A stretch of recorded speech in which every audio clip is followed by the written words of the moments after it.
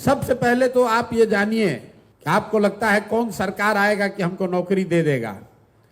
तो सरकारी जो व्यवस्था है बिहार में, चपरासी से लेकर मुख्य सचिव तक, संविदा कर्मी इंक्लूडेड, सबकी संख्या जोड़िएगा तो बिहार में कुल जनसंख्या का 1.97-2% से कम लोग ही सरकारी नौकरी करते हैं।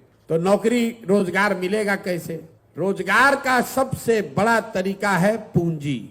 बिहार में पूंजी नहीं है। क्यों नहीं है? क्योंकि यहां प्रति व्यक्ति आय है 35,000 रुपया सालाना। अगर 35,000 सालाना का मतलब हुआ कि ज्यादातर आदमी दिन में 100 रुपया भी नहीं कमाता है।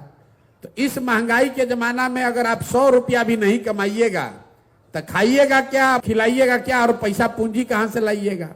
तो लोगों के पास अपना पैसा है नहीं। और दूसरा, रिजर्व बैंक एक आंकड़ा जारी करता है जिसको कहते हैं CD ratio, credit deposit ratio.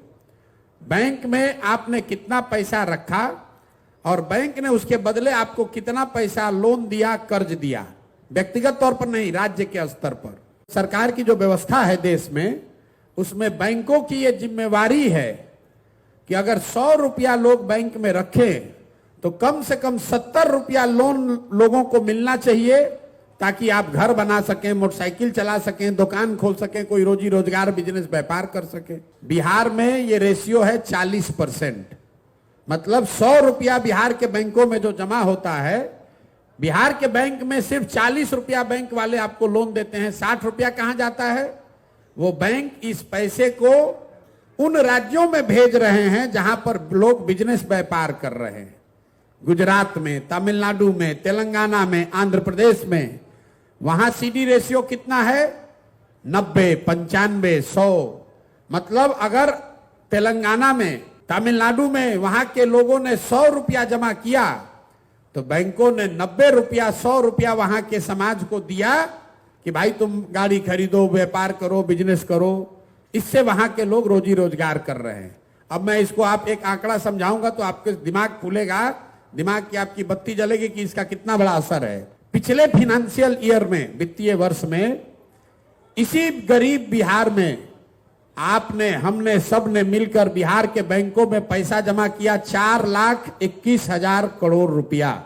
अगर सीडी रेशियो मतलब 70% बैंक कर्ज देते तो बिहार के लोगों को कर्ज कितना मिलता? 2,80,000 करोड़ रुपया। लेकिन मिला कितना? 40% है तो मिला 1,61,000 करोड़। बाकी पैसा कहां गया? बाकी पैसा चला गया यहां से दूसरे राज्य में। लालू जी मुख्यमंत्री बने थे 1990 में।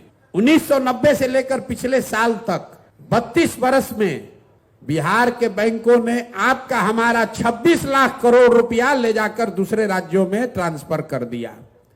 आपको लग रहा है कि यहां से लोग का पलायन हो रहा है। बिहार का जो पलायन का समस्या है, ये सिर्फ श्रम का, लोगों का पलायन नहीं है।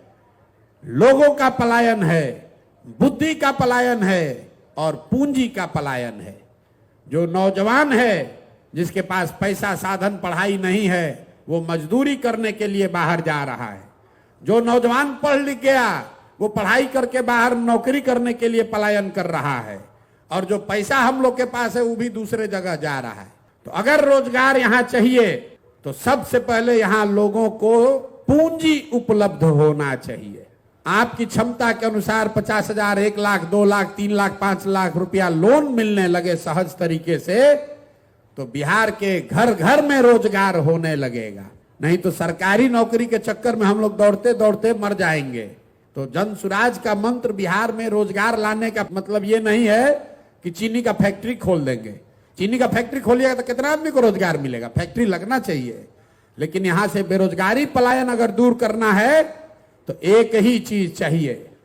15 साल से कम उम्र के बच्चों को पढ़ाइए, 15 से 45 साल के युवाओं को पूंजी दीजिए और 45 साल से जो ऊपर है उसको पेंशन दीजिए ताकि उसको भीख न मांगना पड़े।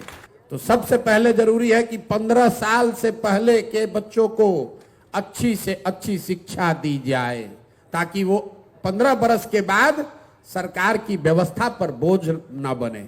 और जो बच्चा 15 साल से ऊपर हो गया, जो पढ़ाई का समय निकल गया, अभी दिल्ली में जाकर कारपेंटर है, बॉम्बे में जाकर इलेक्ट्रीशियन है, कहीं जाकर बाल काट रहा है, उसको ये चीज आता है, उसको सिर्फ पैसा पूंजी नहीं है कि वही चीज आकर वो बिहार में कर सके। तो बिहार के बच्चों को वो धंधा सिखाना चाहते हैं।